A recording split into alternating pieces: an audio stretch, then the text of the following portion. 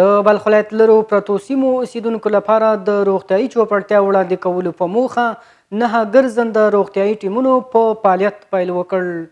د بلخ ولایت د عامې روغتیا رئیس وویل چې دغه ګرځنده روغتیايي ټیمونه د یو شمېر همکارو موسسو په مرسته جوړ او تمویلیږي چې د بلخ ولایت په ټولو ولسوالیو کې به خلکو ته با کیفیته روغتیايي خدمات وړاندې کوي تر څو عاجلې پیښې کنټرول او د میندو مړینې په مخنیوي کې به هم مهم رول ولوبوي. تیمای صحی به خاطر کنترل و به خاطر تداوی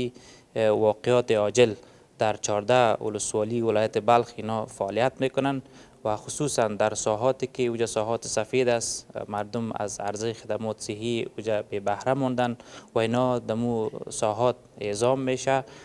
همدارنګه په شمال کې د سیب او همغږۍ مسول وایي چې په 9 ګرځنده روغتیايي ټیمونو کې 450 ډاکټران په بیلابیلو برخو کې ګمارل شوي چې لرو پرتو سیمو خلکو ته به روغتیايي چوپړونه وړاندې کوي. نو دکتر می باشه، نو قابله می باشه، به نو تیما نو دانم نرس تغذیش که از نظر موک و اسکرینینگ که اطفال سوی تغذی باشد در مساحات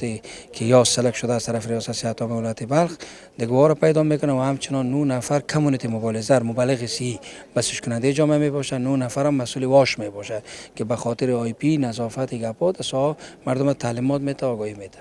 د یادونې وړ ده چې دغه ګرځنده ټیمونه به د 6 میاشتو لپاره د بلخ په ټولو ولسوالیو کې خلکو ته صحي با کیفیته او د عامه پوهاوي خدمات وړاندې کوي.